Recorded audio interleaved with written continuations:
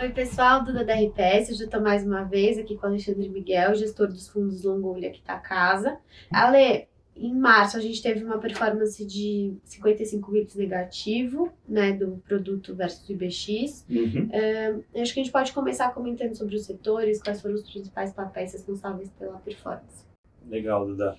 Bom, obrigado. É verdade, o nosso Longolha Selection, a gente ficou 50 bips atrás do índice mês passado, né? Não foi um mês fácil, né? Turbulências lá fora, né? Começou com o Banco Central até sendo um pouco mais, com a sinalização mais altista da taxa de juros, depois problemas de crédito em bancos médios, isso teve uma rotação até para uma tendência mais dove, né, em relação a taxas de juros. E aí a gente teve vários acontecimentos mais idiosincráticos aqui no Brasil. Sim, para ser mais específico e direto ao ponto, do lado negativo, a gente foi mais afetado pela nossa posição em Hapvida, que o papel acabou sofrendo, né, conversas e confirmação de uma oferta de ações. E a gente também, devido à nossa baixa exposição do fundo a papéis mais defensivos na carteira, como Ambev, Raia Drogasil, WEG, Embraer, a gente acabou, né, prejudicando essa baixa exposição, prejudicou o alfa. Do lado positivo, a gente ganhou com a posição comprada em consultores de baixa renda.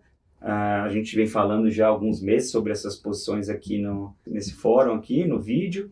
E a gente também, algumas posições em varejo, como Centauro e Vivara, trouxeram alfa positivo mês passado. Tá. Então, puxando o gancho aí que você já comentou um pouquinho do cenário, sobre taxa de juros, enfim, falando aqui do cenário Brasil, quais foram os temas e setores que tiveram mais alteração na nossa carteira no mês de março, enfim, seguindo esse cenário que você comentou?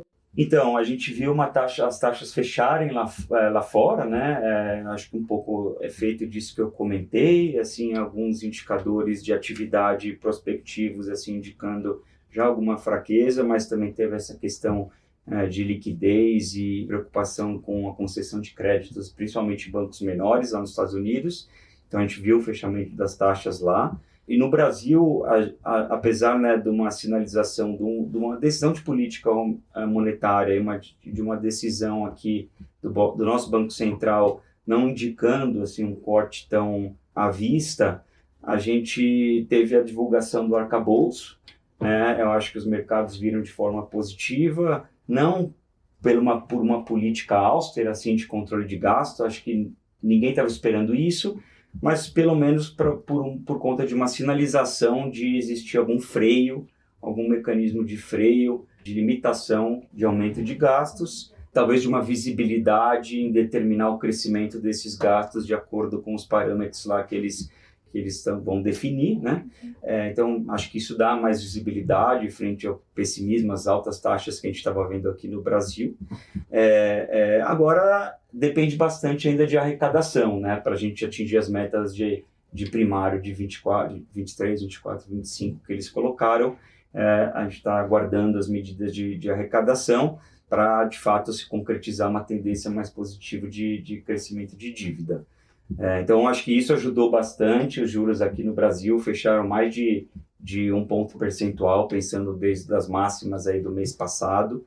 E aí, em cima disso, a gente está gradualmente, né, indo para a sua pergunta específica sobre as movimentações do mês, gradualmente rotacionando a carteira para temas mais domésticos e temas que também se beneficiam dessa queda de juros, né? Não indo para temas tão ligados à atividade, tão cíclicos ainda, então, mais que se beneficiariam ainda, talvez, de uma queda além desses juros, e dos valuations, que apesar da queda de juros, o equity risk premium, que a gente chama, né, o prêmio para estar investido em bolsa está muito alto.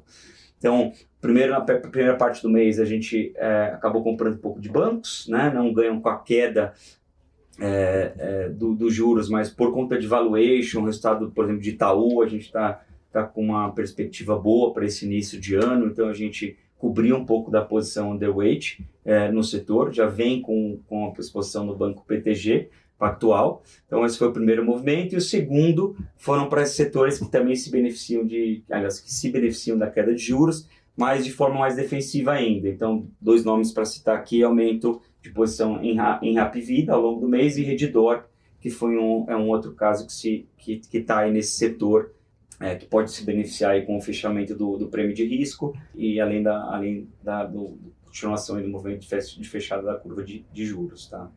Acho que no geral é isso, Duda, das principais movimentações assim, do mês passado. Você adiantou um pouquinho pra gente, né, quais são as posições que a gente também começou Uhum. no mês de abril. Então aproveita para comentar como está a nossa posição direcional. E aí, se você quiser comentar um pouquinho mais sobre as apostas, enfim, estratégia para o mês, algo que você não tenha comentado. Como eu mencionei, continua tendo alguns cases aí que a gente vem carregando na carteira e continua animado para esse ano. Então, o setor de construtoras de baixa renda é uma delas. A gente implementa através de um basket, assim, devido à liquidez de alguns papéis. A gente tenta pegar o tema selecionando algumas das ações, direcional, Cury, mas a gente até começou a colocar o pé em outros nomes desse segmento. É um setor que a gente continua bastante animado. A gente acha que talvez não mais para o final do mês, talvez, mas a gente possa ver medidas positivas para esse setor ao longo do ano, que deve corroborar para resultados bons assim em 2023 e para frente. A gente acha que o governo está bem decidido aí investir nesse setor de segmento de habitação popular. O setor elétrico é um que a gente aumentou a exposição também, não mencionei. A gente já vinha carregando exposição às distribuidoras, então a gente adicionou e reforçou um pouco a nossa exposição dado esse movimento dos juros que eu mencionei, principalmente CPFL, Energisa. A gente voltou a comprar Eletrobras, né, que é uma posição que a gente estava um pouco fora. Então a gente acha que não vai ter grandes alterações aí na parte de renovação dos contratos.